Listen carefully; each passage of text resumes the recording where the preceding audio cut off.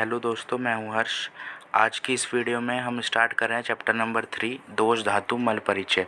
इससे पहले 2 चैप्टर की वीडियोस मैंने अपलोड कर दी हैं, आप जाकर चेक कर सकते हैं। तो अब स्टार्ट करते हैं। इसका फर्स्ट टॉपिक है दोष। इससे पहले अगर आपको पंच महाभूत और दोषों का जो मैंने चैप्टर वीडियो नंबर फर्स्ट और सेकंड बनाई है तो वो एक बार चेक कर लेना, उसमें अच्छी तरह क्लियर हो जाएगा। फिर भी मैं आपको एक बार क्लियर कर देता हूँ। जो दोष होते हैं हमारे त्रिदोष वात पित्त कफ होते हैं, आकाश वायु अग्नि जल पृथ्वी पंच महाभूत होते हैं हमारे। ठीक है। संस्कृत में जो है दोषों का अर्थ होता है विकार। विकार मतलब रोग वगैरह, ऐसे संस्कृत में बोलते हैं।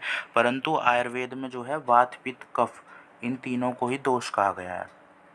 अब दोष का श्लोक जो है, ये वाला श्लोक आपको याद नहीं करना है, ये वाला श्लोक इम्पोर्टेंट है। दुष्यंते इति दोषा, जो दूसरों को दूषित करते हैं उसे दोष कहते हैं। दूसरे अर्थात धातु और मलों को, जो ये दोष होते हैं ये धातु और मलों को दूषित करते हैं। ठीक है, इसलिए इन्हें दोष कहते हैं। दोष का संबंध हमेशा शरीर से लगा रहता है, दोषों का संबंध हमेशा नित्य रहता है। जो धातु होती है, मैंने आपको बताया था धातु कितनी होती हैं, सप्त धातु होती हैं। रस रक्त मांस मेद अस्थि मज्जा शुक्र और त्रिमल होते हैं, मूत्र पूरी श्वेत। इससे पहले वाली वीडियो मैंने आपको क्लियर करा हुआ है अच्छी तरीके से। तो ये शब्द धातु और मलों को दूषित करता है, जो उसे दोष कहते हैं। ये वाला श्लोक भी आपको याद नहीं करना है, ठीक है, बस इसकी हिंदी इंपॉर्टेंट है, ये आपको याद करनी है। वात पित्त कफ, ये जो है प्राकृत अवस्था में रहकर शरीर का धारण करते हैं, और जब ये विकृत अवस्था में हो जाते हैं तो शरीर का नाश करते हैं। अर्थात जब ये वात पित्त कफ साम्य अवस्था में रहते हैं तो शरीर का धारण करते हैं। शरीर का धारण का मतलब है शरीर को स्वस्थ रखते हैं।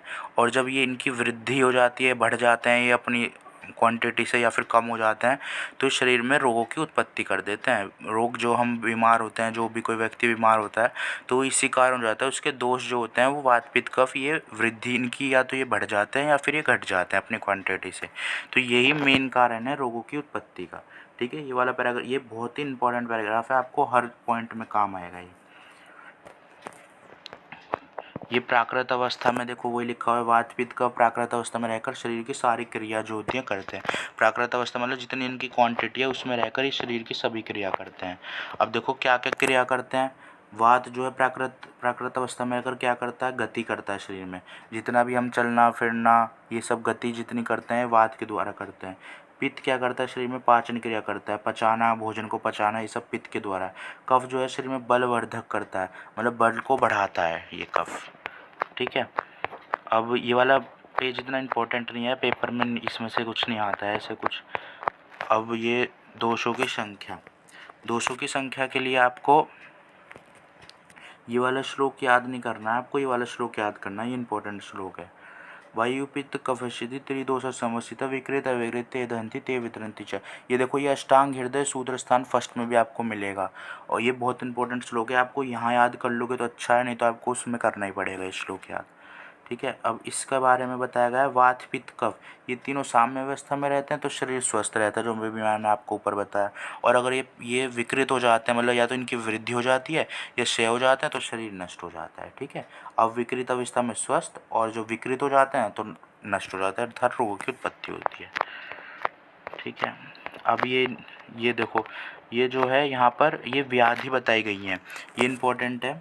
वात से जो है, वात दोष की वजह से उस वात दोष की वृद्धि और क्षय होने की वजह से, या तो वात दोष की वृद्धि होगी या वात दोष का क्षय होगा, तो उसके कारण 80 प्रकार की बीमारियां होती हैं, 80 प्रकार के रोगों की उत्पत्ति होती है। पित्त के कारण 40 प्रकार के और कफ के कारण 20 प्रकार के। तो सबसे ज़्यादा प्रधान कौन हुआ, वात। इसलिए सबसे पहले जो अगर किसी को व्याधि होती है तो सबसे पहले वात दोष की चिकित्सा करनी चाहिए, क्योंकि वात से अकेले 80 तरीके की बीमारियाँ होती हैं। तो इसलिए वात दोष जो है प्रधान दोष माना गया। अब इसके आगे हम बात करते हैं धातु के बारे में। धातु किसे कहते हैं, जो शरीर का धारण और पोषण कर रहे उसे धातु कहते हैं, धारणात धातवा। ठीक है, जो शरीर का धारण और पोषण करे उसे धातु कहते हैं। धातु मैंने आपको बताई थी इससे फर्स्ट वीडियो में कि धातु कितनी होती है, 7 धातु होती हैं टोटल। रस रक्त मांस मेद अस्थि मज्जा शुक्र, ये 7 धातुएं होती हैं टोटल। ठीक है, तो इस शरीर का धारण और पोषण करती हैं ये 7 धातुएं होती हैं।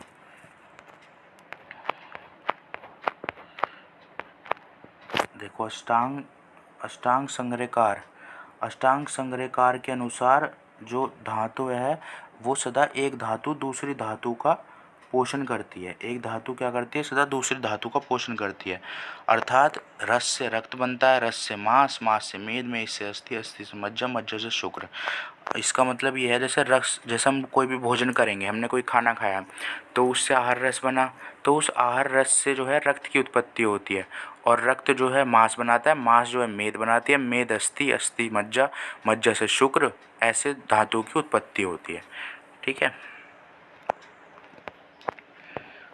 अब दोष और मल हेतु ये मैंने बता ही दिया, शरीर को धारण करते हैं, ये बात। दोष और मल ये प्राकृत अवस्था में रहकर शरीर को धारण करते हैं। ठीक है। ये धातु शब्द जो धारण और पोषण करता है, धातु कहते हैं। दोष मल आदि धातु गुण होते हैं। देखो ये वाला इम्पोर्टेंट है।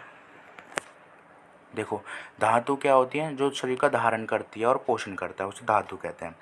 परंतु दोष और मल जो है शरीर का धारण तो करते हैं, परंतु ये शरीर का पोषण नहीं करते, इसीलिए इन्हें धातु नहीं कहते। अर्थात शरीर में स्थित तो है ये दोष और मल, पर शरीर का किसी भी तरीके से पोषण नहीं करते हैं ये, तो इसलिए इनको धातु नहीं कहा जा सकता। अब ये वाला श्लोक जो है ये बहुत इंपॉर्टेंट श्लोक है। यह आपको अष्टांग हृदय सूत्र स्थान फर्स्ट में नहीं तो याद करना ही पड़ेगा। ये रस आश्र मास मेद अस्थि मज्जस शुक्रानी धातु। ठीक है। ये जो है सप्तदोष से, ये जो है ये रस रक्त मांस में अस्थि मज्जा शुक्र, इन्हें ही धातु कहा जाता है। इसका अर्थ मैं बता रहा हूँ आपको। रस रक्त मांस में अस्थि मज्जा शुक्र, इनको धातु कहा जाता है, और ये ही दूष्य होते हैं। दूष्य अर्थात दोषों के द्वारा दूषित यही होते हैं धातु। धातु ही दोषों के द्वारा दूषित। देखो ये यहाँ पे लिखा भी हुआ है। ठीक है। अब धातु की तुलनात्मक रचना। अब धातु के बारे में बताया गया है, वही अष्टांग संग्रहकार ने कितनी धातु बताई है।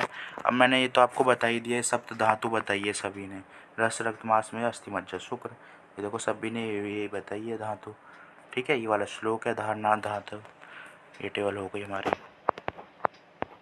अब देखो ये इम्पोर्टेंट है, ये मॉडर्न के अकॉर्डिंग है। रस को मॉडर्न में क्या कहते हैं? प्लाज्मा बोलते हैं। रक्त को ब्लड टिश्यू, मांस को मसल टिश्यू, मेद को एडिपोज टिश्यू, अस्थि को बोन टिश्यू, और मज्जा को बोन मैरो टिश्यू, और शुक्र को रिप्रोडक्टिव टिश्यू। ठीक है। ये आप याद कर सकते हैं, वैसे कर लेना तो ठीक है, पेपर में पॉइंट बना के लिख सकते हैं। अब उपधातु, उपधातु किसे कहते हैं? उपधातु देखो, ये उपधातु जो होती है ये धातु के समान तो होती है, परंतु ये जो है शरीर का धारण करती है पर शरीर का पोषण नहीं करती है। उपधातु शरीर का धारण करती है, शरीर का पोषण, ये धातु के समान ही होती है। ठीक है। उपधातु ये लिखा, उपधातु धारण करती है लेकिन पोषण नहीं करती। ठीक है। उपधातु। ठीक है। वाला श्लोक का केवल ये रेफरेंस देख लेना, अगर आप याद रहे एमडी में आ सकता है क्वेश्चन, ये वाला इससे आ जाते हैं। इसके बाद तो आपको ये वाली टेबल है ये याद करनी है। ये टेबल इम्पोर्टेंट है। ये टेबल से 100% MCQ आएगा ही आएगा इस टेबल से। ये टेबल बहुत इंपॉर्टेंट है MCQ के लिए, इसमें आ ही जाता है पेपर में 1-2 MCQ इस टेबल से। अब देखो रस, आपको मेनली ये तीनों आचार्यों की याद करनी है चीज़ें। रस देखो, रस धातु है, ये धातु है। अब इसके उपधातु बताई गई हैं। ठीक है। उपधातु, रस की उपधातु क्या है? रस की उपधातु है स्तन्य और आर्तव आचार्य चरक के अनुसार, सुश्रुत के अनुसार भी, और षड्भंग के अनुसार स्तन्य है। ठीक है। और रक्त का उपधातु है कंडरा शिरा, आचार्य चरक के अनुसार, और आचार्य षड्भंग के अनुसार आर्तव है। ठीक है। मांस का जो है वसा, मांस की वसा और षट त्वचा जो है उपधातु है। ठीक है। मेद की जो है स्नायु और स्वेद, आचार्य चरक ने स्नायु मानी है और षड्भंगाचार्य ने स्वेद मानी है। अस्थि मज्जा शुक्र का इन आचार्यों ने किसी ने नहीं माना, केवल षड्भंगाचार्यों ने माना है। अस्थि का माना है दंत, मज्जा का केश रोम, और शुक्र का ओज। ठीक है। अब मल की बात करते हैं। मल किसे कहते हैं? मल जो है दोष धातु मल मूलम ही शरीरम, अर्थात दोष धातु मल ही शरीर का मूल है। ये वाला श्लोक इम्पोर्टेंट है। ठीक है। दोष धातु मल ही शरीर का मूल है, अर्थात शरीर में यही दोष धातु मल ही स्थित रहते हैं। दोष धातु मल शरीर में स्थित रहते हैं, जो शरीर में को निर्मल एवं शोधित करे उसे मल कहते हैं। शरीर को जैसे मल अगर शरीर से निकल जाता है तो शरीर निर्मल हो जाता है, तो वही बात बताई गई है, तो शरीर स्वस्थ रहता है। तो कोई वाला श्लोक आप याद कर सकते हैं अगर करना चाहें तो, ऐसा खास इम्पोर्टेंट नहीं है पर एक बार देख लेना। जो शरीर को मलिन करे उसे मल कहते हैं। देखो अगर मल शरीर में स्थित है तो शरीर को मलिन करेगा, जब मल शरीर से बाहर निकल जाएगा तो निर्मल हो जाएगा हमारा शरीर। ठीक है, तो जो शरीर को मलिन करे उसे मल कहते हैं। वायु की सहायता से ये 3 विकृतियाँ द्वारा बाहर निकाला जाता है, उसे मल कहलाते हैं। मतलब कि जो जैसे कि जो भी ये फीकल मैटर हमारा बाहर निकाला जाता है वायु की सहायता से, तो उसे जो है मल कहा जाता है। ठीक है, अब आहार जैसे कि मैंने अभी आपको बताया, हम जो आहार खाते हैं उससे सार भाग और कीट भाग बनता है। सार भाग जो होता है, जो पोषक आहार होता है, उस धातु का निर्माण होता है और उपधातु बनती है। और जो कीट भाग होता है, मल भाग, मूत्र पुरुष स्वेद की उत्पत्ति होती है। ठीक है, अब एक ये वाली टेबल है, ये धातु और मलों की बताई गई है, मतलब धातुओं के मल कौन कौन से होते हैं। ये इम्पोर्टेंट है, ये टेबल भी इनमें से भी MCQ पेपर में आ ही जाता है, बहुत इम्पोर्टेंट टेबल है। इसके बारे में आपको बताता हूँ। रस का मल जो है कफ है। इसके आपको इम्पोर्टेंट याद करना है। आचार्य अष्टांग हृदय के अनुसार और चरक संहिता के अनुसार याद कर लेना तो बहुत है इम्पोर्टेंट। रस का मल कौन है? कफ है। रस का मल क्या है? कफ। ठीक है, रक्त का मल पित्त। देखो सभी आचार्यों ने मेनली यही माना है, बट जो इम्पोर्टेंट है मैं आपको वही बता रहा हूँ। रस का मल कफ, रक्त का पित्त और मांस का कर्ण और मतलब कान और आँखों से जो और नाक से जो मल निकलता है वो मांस का मल होता है। और मेद का मल स्वेद, मेद का मल हो गया स्वेद, और अस्थि का मल हो गया नख और रोम। नख मतलब नेल्स, जो हमारे नखून होते हैं उन्हें नख कहते हैं। रोम मतलब हेयर, जो छोटे छोटे हेयर होते हैं ना हमारी बॉडी पे, वो रोम होता है। ठीक है, मज्जा का मल जो हो गया नेत्रमल, नेत्रमल मतलब आँखों से जो निकलता है हमारे। और शुक्र का मल हो गया ओज। ओज जो है सबसे आखिरी बनता है। रस से रक्त बनता है, रक्त से मांस, मांस से मेद, मेद से अस्थि, अस्थि से मज्जा, मज्जा से शुक्र और शुक्र से ओज की उत्पत्ति होती है। ठीक है, इसलिए ओज सबसे सार भाग हो गया। ठीक है फ्रेंड्स, इसी के साथ ये चैप्टर ख़त्म हो गया है। अगर आपको ये वीडियो अच्छी लगी हो तो मेरे चैनल को सब्सक्राइब करना है ऐसी और वीडियो देखने के लिए, और इस वीडियो को लाइक करना। तो फिर मिलते हैं गाइस किसी नए टॉपिक के साथ। Thank you so much.